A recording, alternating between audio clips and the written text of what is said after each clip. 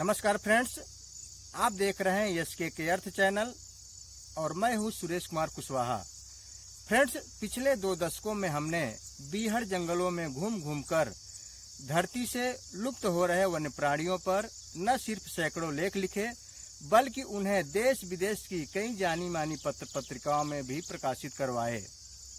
पर हमारी तमन्ना रही है कि मैं इसे आप तक सजीव माध्यम से पहुंचाऊं।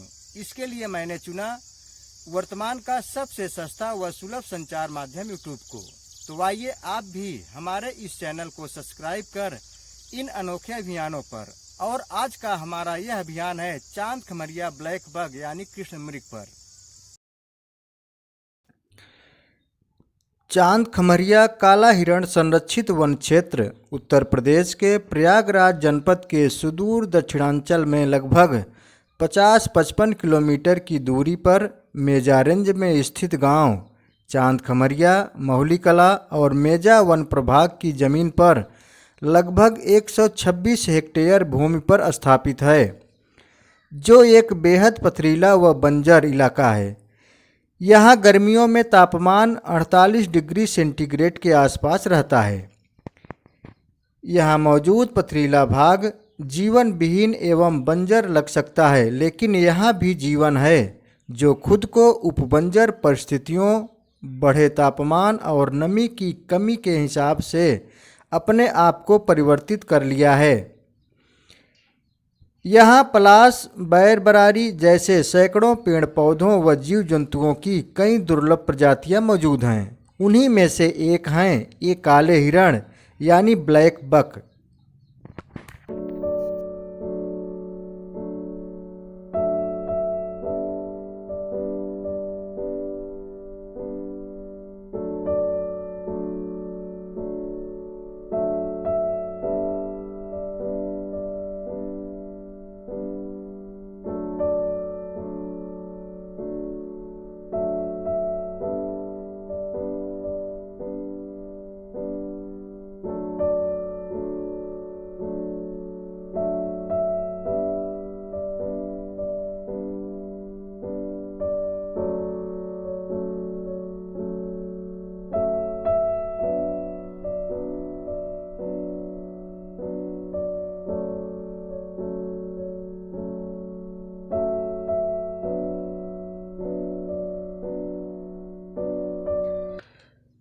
प्राचीन काल से ही काले हिरण भारतीय उपमहाद्वीप में बहुलता से पाए जाते रहे हैं, इसीलिए इसे इंडियन एंटीलोप यानी भारतीय मृग के नाम से जाना जाता रहा है।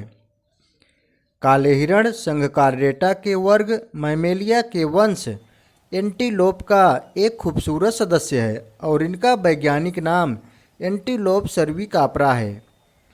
ये शाकाहारी होते हैं जो आमतौर पर घास तथा जंगली वनस्पतियों की पत्तियों को खाकर अपना जीवन बसर करते हैं।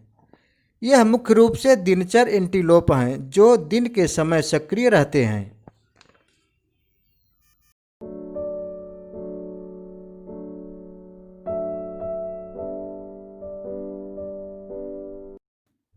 काले हिरण के नर तथा मादा में काफ़ी विभेद देखने को मिलता है। जैसा कि आप इस वीडियो में देख रहे हैं, नर का ऊपरी हिस्सा और पैर के बाहरी हिस्से जहां काले भूरे रंग के तथा निचला हिस्सा सफ़ेदी लिए होता है, वहीं मादाएं तथा किशोर पीले रंग के होते हैं। नर में 2 लंबी लंबी तथा चक्करदार सींगें होती हैं। नर में पाए जाने वाले काले रंग के कारण ही इनको कृष्ण मृग या ब्लैक बक नाम दिया गया है। काला हिरण भारत के 3 राज्यों पंजाब, हरियाणा तथा आंध्र प्रदेश का राज्य पशु भी है।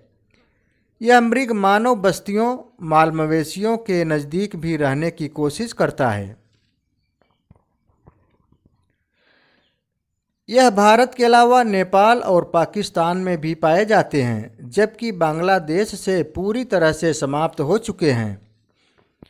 19वीं शताब्दी तक भारत में इनकी संख्या लगभग 40 से 50 लाख तक थी, किंतु आज़ादी तक आते आते इनकी संख्या महज 80,000 ही रह गई। कारण 20वीं शताब्दी के दौरान अत्यधिक शिकार, वनों की अंधाधुंध कटाई और भोजन तथा जल की कमी के चलते इनकी संख्या में तेजी से गिरावट आई है।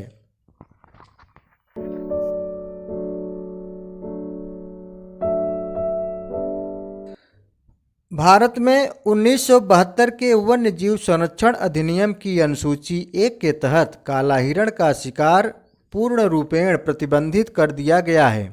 उसके बावजूद आज भी कुछ लोग चोरी छिपे इनका शिकार कर रहे हैं।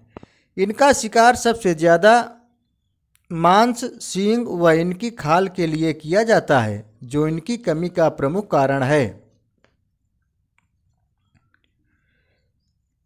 इनमें आमतौर पर 3 प्रकार के समूह देखने को मिलते हैं: मादाएं, नर तथा अवयस्क बच्चों के झुंड। युवा मृग अक्सर आपस में लड़ते हुए दिखाई देते हैं, जो इनकी उत्तरजीविता व इनके भविष्य के लिए एक आवश्यक क्रियाओं में से एक है। इनमें प्रजनन वर्ष में 2 बार होता है, जो इनकी संख्या को बढ़ाने में काफ़ी मददगार है। इनकी जीवन अवधि लगभग 10 से 12 वर्ष तक होती है। मादाएं 8 महीने में यौन के लिए परिपक्व हो जाती हैं, किंतु संभोग क्रिया 2 वर्ष बाद ही करती हैं। नर करीब 1-2 वर्ष में परिपक्व हो जाते हैं। नर काले हिरण पूरे वर्ष प्रणय की मुद्रा में रहते हैं और हिरणियों के इर्द गिर्द घूमते रहते हैं।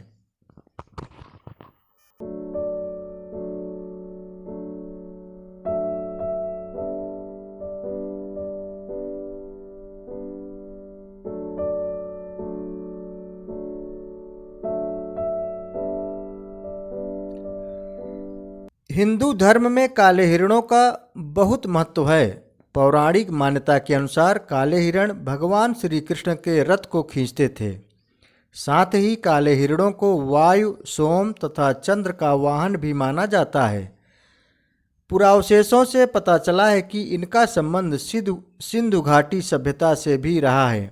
साथ ही इनका वर्णन कई साहित्यिक रचनाओं में भी देखने को मिलता है। संस्कृत में इन्हें कृष्ण मृग के नाम से जाना जाता है। चांद खमरिया की बात की जाए तो यहाँ तकरीबन 700 से 750 के करीब काले हिरण हैं, जो गणरी, बैजला, महुली कला, चांद खमरिया जैसे गांवों के आसपास घूमते नजर आते हैं। वन संरक्षक अरुण कुमार श्रीवास्तव के अनुसार यहाँ पर इनका कोई प्राकृतिक शत्रु न होने के कारण इनकी आबादी में प्रतिवर्ष लगभग 40 से 50 की बढ़ोतरी दर्ज की जा रही है, जो बेहद ही खुशी की बात है। स्थानीय लोगों की माने तो यहाँ पर काले हिरण प्राचीन काल से रहते आ रहे हैं, किंतु शासन को इसकी जानकारी बहुत बाद में हुई, जब कुछ स्थानीय पत्रकारों, लेखकों तथा समाज सेवियों ने इनके मरने या शिकार होने की खबरें पत्र पत्रिकाओं में प्रमुखता से छपवाए।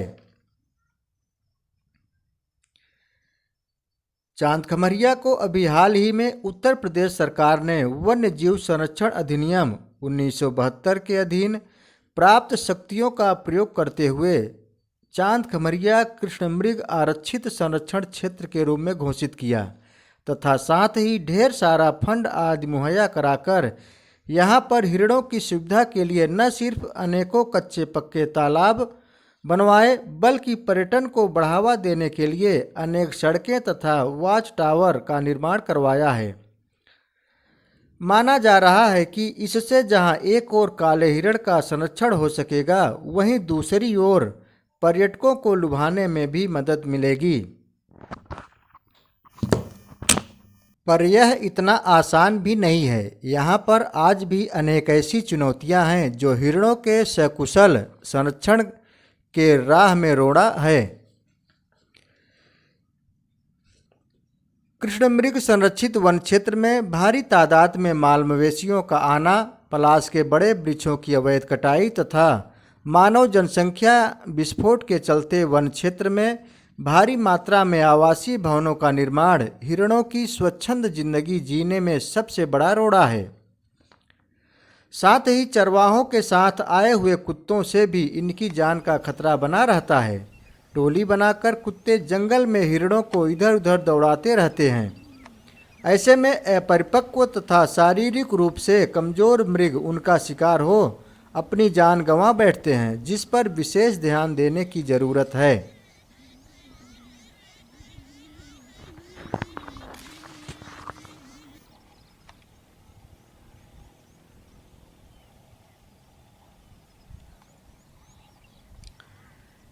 चांद खमरिया कृष्ण मृग संरक्षित वन क्षेत्र में काले हिरणों के अलावा भारी तादाद में नीलगाय, कई प्रकार के सरीसृप तथा पक्षियां आदि पाए जाते हैं, जो यहां आने वाले पर्यटकों को काफ़ी लुभाते हैं। यहाँ गुबरैलों की भी अच्छी खासी आबादी है, जो एक दूसरे पर निर्भर होने का एक बेहतरीन उदाहरण है। ये धरती पर गोबर की वजह से ही जिंदा रहते हैं। ये यहाँ मौजूद हिरणों, नीलगायों तथा अन्य माल मवेशियों के नर्म गोबर की छोटी छोटी गोलियां बनाकर वृक्षों के पास अपने बिलों में ले जाकर दबा देते हैं। वह उसमें अंडे रखते हैं। वह सड़ता हुआ गोबर अंडों को परिपक्व होने के लिए गर्मी व नमी देता है और साथ ही इनके बच्चों को खाना भी।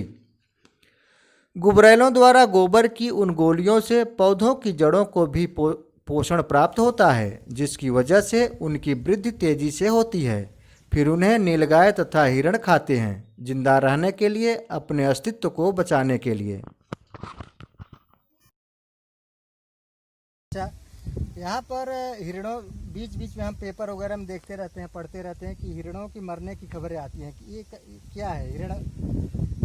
देखिए, काले हिरणों की मरने की बात जो आपने कहा, तो यहाँ पर चूंकि जो बाउंड्री वाल बनाई गई है कोई पक्की बाउंड्री वाल नहीं है। किनारे किनारे जो इसमें पत्थरों को जोड़ करके बाउंड्री वाल बनाई गई है, तो मवेशियों द्वारा जो यहाँ के मवेशी हैं, चूँकि यह क्षेत्र जो है ग्रामीण क्षेत्र है, इस पहाड़ी के अगल बगल कई गांव हैं, जैसे चांद खमरिया जहाँ पर यह स्थापित है वन क्षेत्र, बगल में मुजरा है, किहुनी कला गांव है, इधर मौली कला गांव है।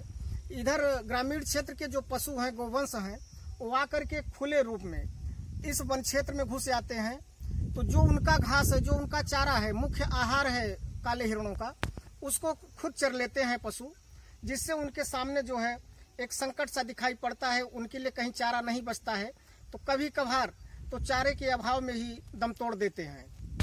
और लावारिस कुत्तों को भी हमने देखा भी टहलते हुए, तो क्या उनसे भी खतरा होता है? जी बिल्कुल, उनसे भी खतरा है, लेकिन यहाँ पर कुछ गार्ड की व्यवस्था की गई है, तो उनके द्वारा देख रेख की जाती है। तो फिलहाल मैं ये बताना चाहूँगा कि उनके द्वारा बहुत नुकसान नहीं होता है।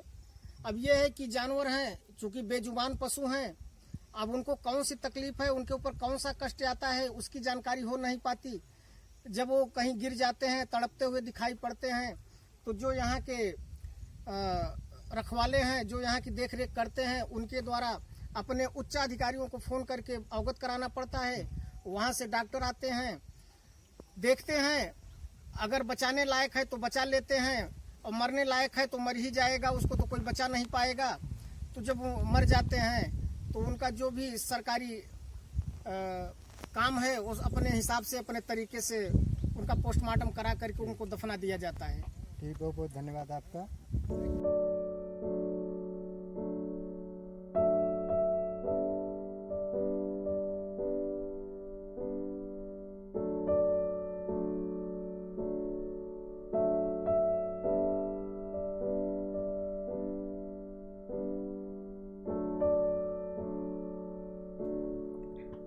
चांद खमरिया संरक्षित वन क्षेत्र के आसपास के गांवों के बासिंदों की बात की जाए तो वो खुद इन हिरणों को बचाने के पक्षधर हैं।